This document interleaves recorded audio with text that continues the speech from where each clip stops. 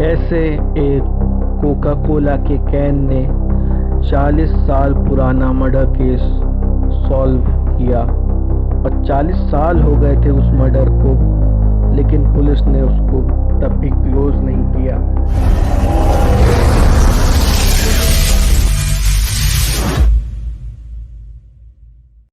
बात है 1989 की। एक्ट में ये एक छोटा सा टाउन है वॉशिंगटन यूएसए में, और इस टाउन की पॉपुलेशन इतनी लेस थी कि टाउन में रहने वाले हर कोई एक दूसरे को जानता था।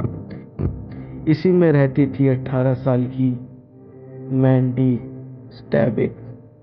वो रोज अपनी मदर के साथ जॉगिंग के लिए जाती थी, लेकिन आज इस सुबह वो अकेले अपने जर्मन शेफर्ड डॉग के साथ ही गई, बट वापस सिर्फ डॉग आया। हालांकि जब लोगों से पूछा गया तो लोगों ने मैंडी को घर वापस आते देखा। मैंडी को गायब हुए 24 घंटे हो गए थे, बट मैंडी नहीं मिली। पूरे एक्मे टाउन मैंडी को ढूंढने में लगा था, बट वो नहीं मिली।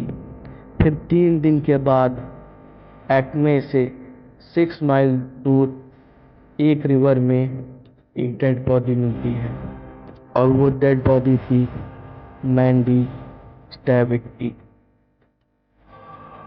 बॉडी पे कोई कपड़ा नहीं था।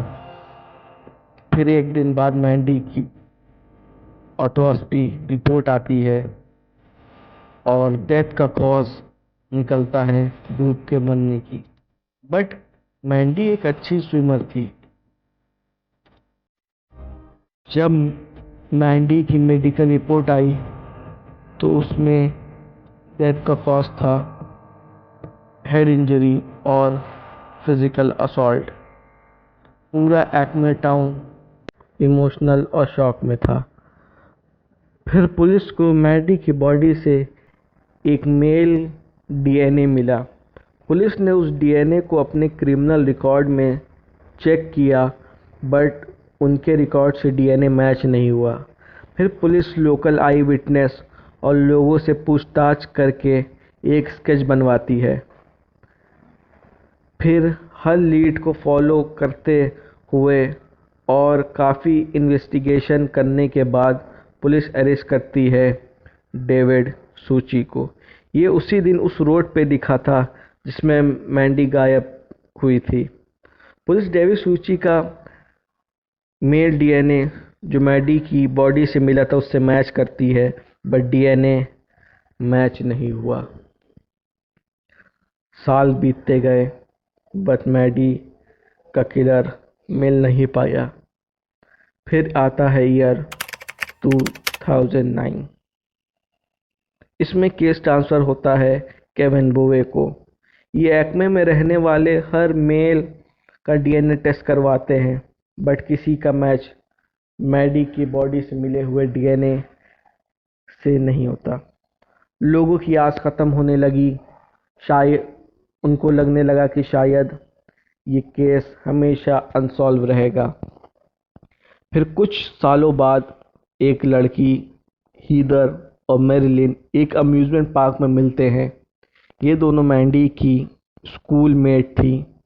ये दोनों बात करते करते मैंडी के केस के बारे में बात करने लगते हैं, और दोनों ही के मुंह से एक ही आदमी का नाम निकलता है जिन पर उनको मर्डर का शक था। वो था टिम।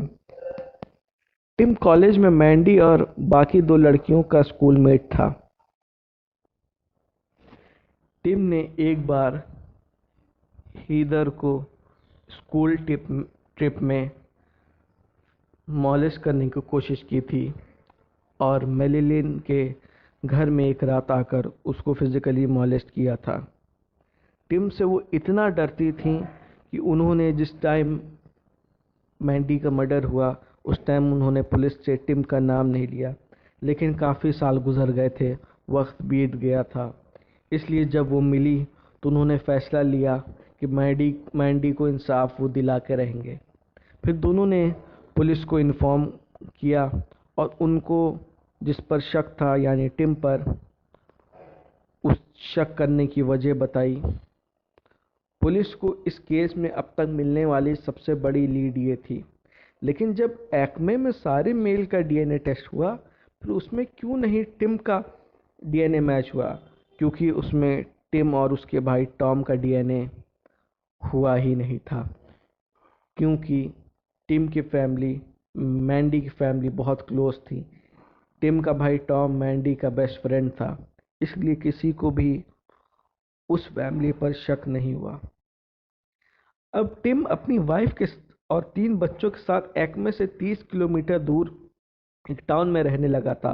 वहां पर एक बेकरी आउटलेट पर ट्रक ड्राइवर का काम करता था। पुलिस टिम के पास जाती है और उसको केस समझाती है और उसका सलाइवा मांगती है, पर टिम मना कर देता है। फिर पुलिस को इस बात से शक होता है और पुलिस टिम का बैकग्राउंड चेक करती है। पुलिस टिम के भाई टॉम से पूछती है, तो वो बताता है कि टिम को कॉलेज में ब्रेकअप के बाद वो बहुत एग्रेसिव हो गया था और वुमेन को हेट करने लगा था। लेकिन मैंडी की डेथ के 6 वीक बाद टिम अपनी कॉलेज की फ्रेंड गीना से शादी कर लेता है। बट वुमेन से हेट करने वाला आदमी की वाइफ की लाइफ कैसे होगी? तो गिनी बताती हैं कि वो डोमेस्टिक अब्यूज़ की शिकार थी। टिम उनको नौकरों की तरह रखता था और गीना को धमकी देता था कि अगर वो डिवोर्स लेती है या पुलिस के पास जाती है तो वो जज के सामने झूठ बोलकर बच्चों की कस्टडी खुद ले लेगा।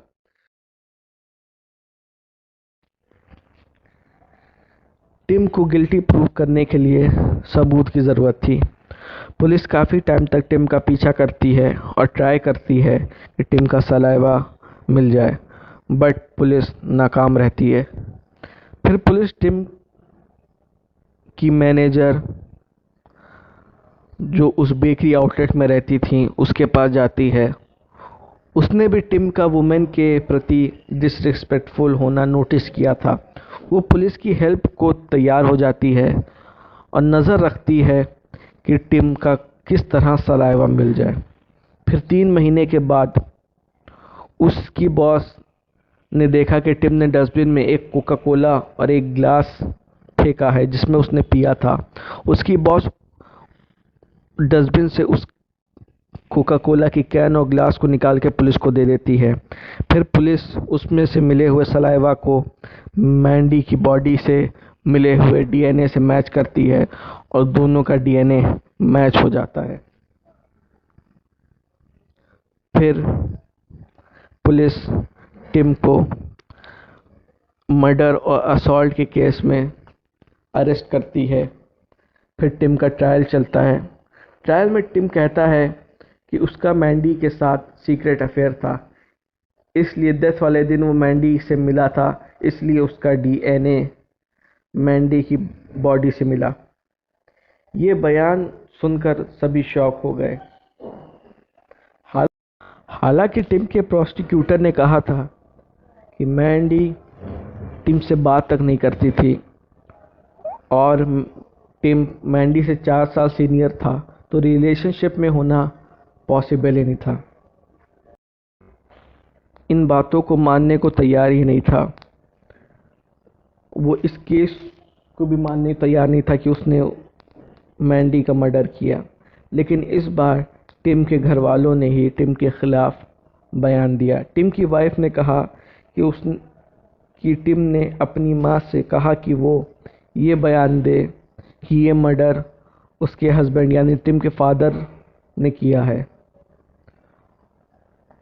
और टिम के भाई ने ये बयान दिया कि उसके भाई ने प्रेशर डाला कि वो कहे कि मैंडी का कैरेक्टर अच्छा नहीं था, ताकि जो असॉल्ट वाला एंगल है वो एंड हो जाए। लेकिन 2 हफ्ते की ट्रायल और कोर्ट में सुनवाई के बाद फैसला आ ही गया और टिम को मैंडी स्टैविक के मर्डर केस और असॉल्ट में 27 साल की सज़ा होती है। कहते हैं ना, सच हमेशा सामने आ ही जाता है।